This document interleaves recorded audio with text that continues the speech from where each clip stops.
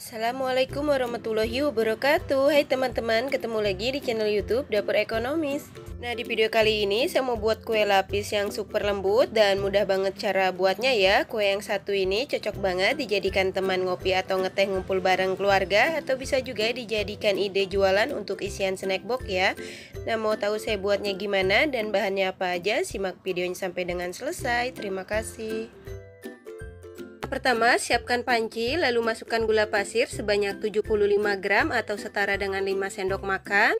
Kalau teman-teman suka manis, boleh ditambahkan untuk takaran gulanya, disesuaikan dengan selera ya. Selanjutnya, tambahkan garam sebanyak setengah sendok teh dan vanili bubuk sebanyak 1/4 sendok teh. Tambahkan 3 lembar daun pandan supaya aroma kuenya lebih wangi. Selanjutnya, tambahkan santan sebanyak 350 ml dengan kekentalan sedang. Santan ini saya dapat dari satu bungkus santan instan yang ukuran 65 ml. Kemudian saya tambahkan air sampai volumenya menjadi 350 ml ya. Kemudian selanjutnya kita aduk-aduk sebentar supaya semua bahan tercampur rata. Lanjut santannya kita masak. Dan untuk santannya ini kita masak menggunakan api yang paling kecil sambil terus diaduk-aduk sampai dengan mendidih ya, supaya santannya nggak pecah. Dan tujuan santannya dimasak dulu supaya kuenya lebih awet dan nggak cepet basi ya teman-teman.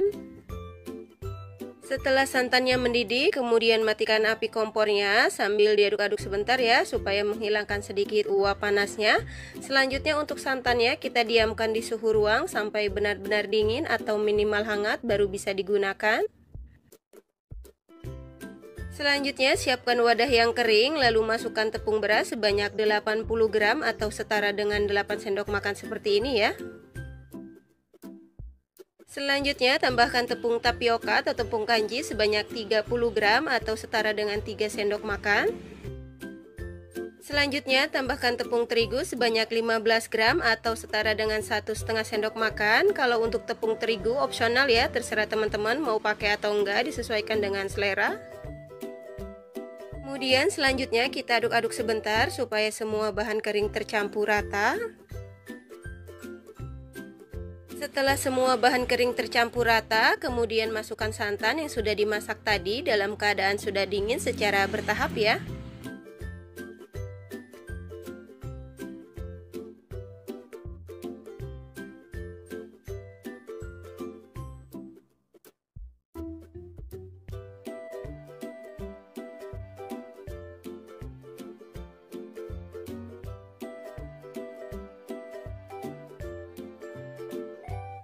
Setelah semua bahan kering dan santan tercampur rata, kemudian kita saring supaya tidak ada tepung yang menggumpal atau bergerindil. Dan untuk hasil air adonan setelah disaring ini sekitar 450 ml. Kemudian kita bagi adonan menjadi 3 bagian. Nah, ini dia adonan yang sudah saya bagi menjadi 3 bagian. Dan untuk adonan yang pertama dan kedua saya tuang dengan takaran yang sama, masing-masing sebanyak 100 ml.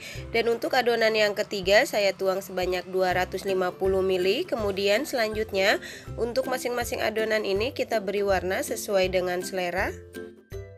Untuk adonan yang pertama saya tambahkan coklat bubuk sebanyak setengah sendok teh. Kemudian kita campur dengan sedikit adonan, lalu aduk sampai tercampur rata.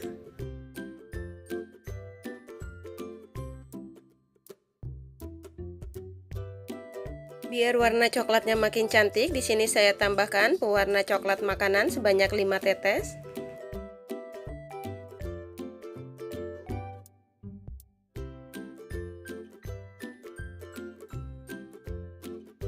Selanjutnya untuk adonan yang kedua saya tambahkan pewarna putih makanan sebanyak setengah sendok teh. Kemudian kita campur dengan sedikit adonan, lalu aduk sampai tercampur rata.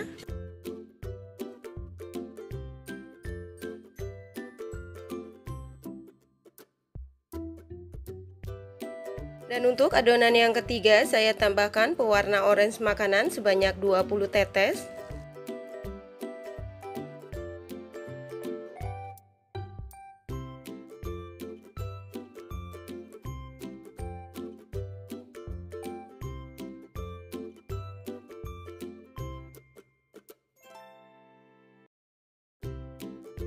Setelah semua adonan selesai diberi warna, kemudian selanjutnya kita kukus. Selanjutnya siapkan kukusan, dan untuk kukusannya ini sudah saya panaskan terlebih dulu. Dan jangan lupa kalau teman-teman menggunakan kukusan yang bulat seperti ini, untuk tutupnya dilapisi menggunakan lap atau serbet yang bersih ya, supaya tidak ada uap air yang jatuh ke atas adonan. Di sini saya menggunakan cetakan kue talam yang berukuran diameter 5 cm ya, dan untuk cetakannya ini sudah saya olesi tipis-tipis dengan minyak goreng dan sudah saya panaskan terlebih dulu juga. Selanjutnya kita tuangkan adonan lapisan yang pertama yang berwarna oranye ke setiap cetakan masing-masing sebanyak 5 ml sebanyak 5 lapisan, dan masing-masing lapisan dikukus selama 3 menit. Dan jangan lupa setiap menuangkan adonan yang baru ke dalam cetakan, untuk adonannya diaduk-aduk dulu ya, supaya tidak ada adonan yang mengendap di bawah.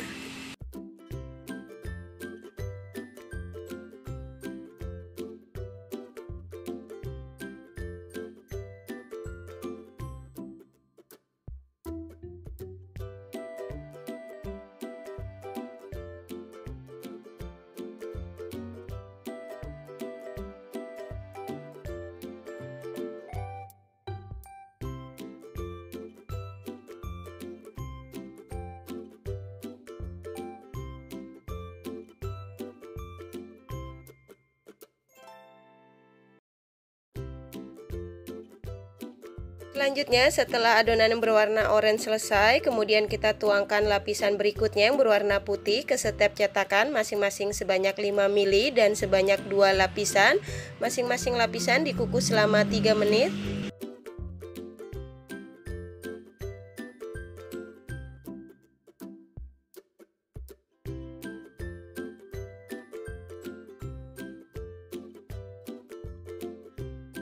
Selanjutnya setelah adonan yang berwarna putih selesai, kemudian kita tuangkan adonan lapisan berikutnya yang berwarna coklat ke setiap cetakan masing-masing sebanyak 5 ml atau sampai dengan adonannya habis ya.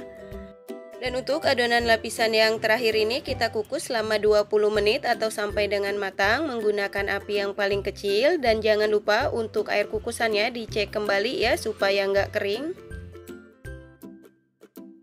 Setelah 20 menit buka tutup kukusannya. Nah, ini kuenya yang sudah matang. Kemudian matikan api kompornya, lalu angkat dan tiriskan. Selanjutnya untuk kuenya ini kita diamkan di suhu ruang sampai benar-benar dingin, atau bisa dengan bantuan kipas angin, baru dikeluarkan dari cetakan. Setelah kuenya dingin, kemudian kita keluarkan dari cetakan, dan cara mengeluarkannya di sini kita tekan secara perlahan setiap pinggir-pinggirnya, lalu keluarkan kue dari cetakan.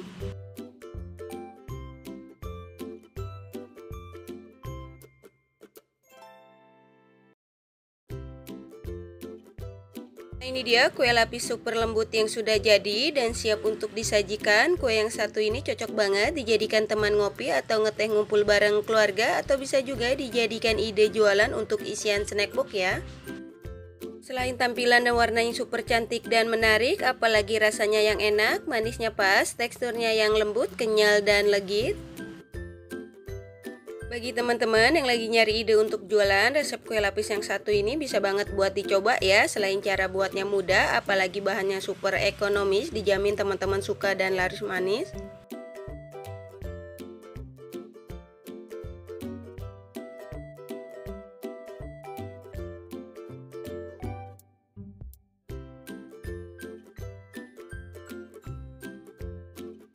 Satu resep ini menghasilkan kue lapis sebanyak 10 piece menggunakan cetakan kue talam yang berukuran diameter 5 cm ya.